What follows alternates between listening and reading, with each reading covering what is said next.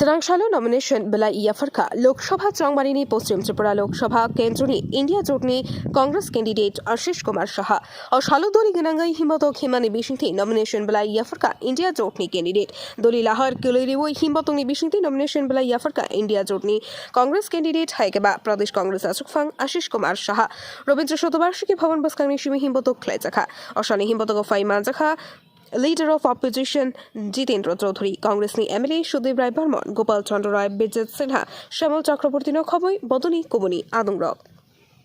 মানুষ তৈরি আছে ভোট দেওয়ার জন্য। প্রশাসন গতবারের যেটা বিরুদ্ধে বললেন, গতবারের লোকসভা ইলেকশনে যেভাবে প্রহসন করেছে ৬০০ উপরের বুথে আপনার রিগিং করেছে, কিছু বুথে রি-ইলেকশনের অর্ডার হয়েছিল আমাদের প্রেশার ইলেকশন কমিশন, কিন্তু সবগুলিকে দেয়নি। এবার মানুষ ঐক্যবদ্ধ সংঘবদ্ধ বিজেপি লড়াই করছে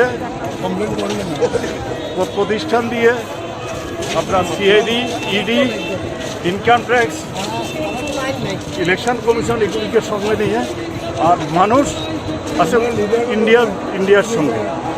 মানুষের সঙ্গে নরেন্দ্র মোদীর জোট, যেটা নরেন্দ্র মোদীর সঙ্গে মানুষ নেই।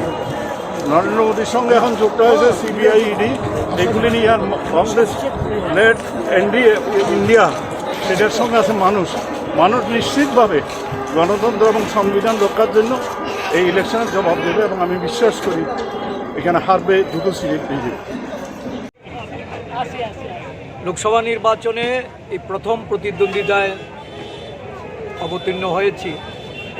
রাজ্যবাসী শুভেচ্ছা, তাদের গণদেবতাদের আশীর্বাদ নিয়ে আজকে মনোনয়ন জমা দিয়ে গণতন্ত্রের যে লড়াই, এই লড়াইটাকে শক্তিশালী করতে সমগ্র দেশের সঙ্গে আমাদের রাজ্যেও মানুষ আজকে তাদের অধিকার হারিয়ে বসে আছে। ভয় ভীতি সন্ত্রাসের মধ্যে দিয়ে এই রাজ্যের বিজেপি দল ক্ষমতা কুক্ষিগত করতে চাইছে। সাধারণ মানুষ প্রতিবাদী হয়েছে, আসন্ন নির্বাচনে তার প্রতিফলন ঘটবে। আমি একজন জাতীয় কংগ্রেস দলের ইন্ডিয়া জোটের প্রার্থী, আমি সকলের আশীর্বাদ চাইছি।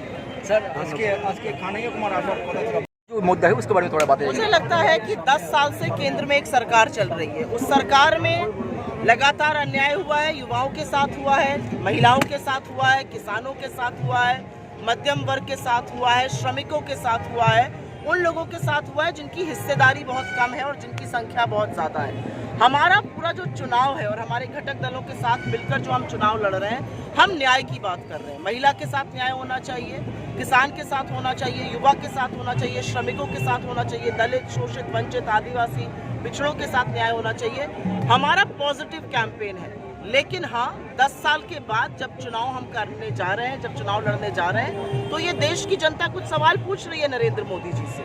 वो पूछ रही है कहाँ है वो 2 करोड़ सालाना रोजगार, कहाँ है 15 लाख रुपए, क्यों नहीं गैस 400 पे बिक रही है। आपने तो लोगों को कहा था रोजगार देंगे, आपने तो पकौड़ा तलने लायक भी नहीं छोड़ा। लोग पूछ रहे हैं कि रुपया और डॉलर का दाम क्यों नहीं सेम हुआ। लोग पूछ रहे हैं 100 स्मार्ट सिटी कहाँ है। लोग पूछ रहे हैं किसान की आय कब दोगुनी होगी। इस देश की स्थिति इतनी भयावह है कि हर घंटे 2 किसान और 2 युवा बेरोजगारी की वजह से अपनी जान ले रहे हैं, लेकिन सरकार को कोई फर्क नहीं पड़ता है। हम, हमारे घटक दल, हमारे प्रत्याशी इन्हीं बातों को लेकर जनता के बीच में हैं। हमारा एक प्लान है और उसी को आगे लेकर हम बढ़ रहे हैं। मैडम, थोड़ी देर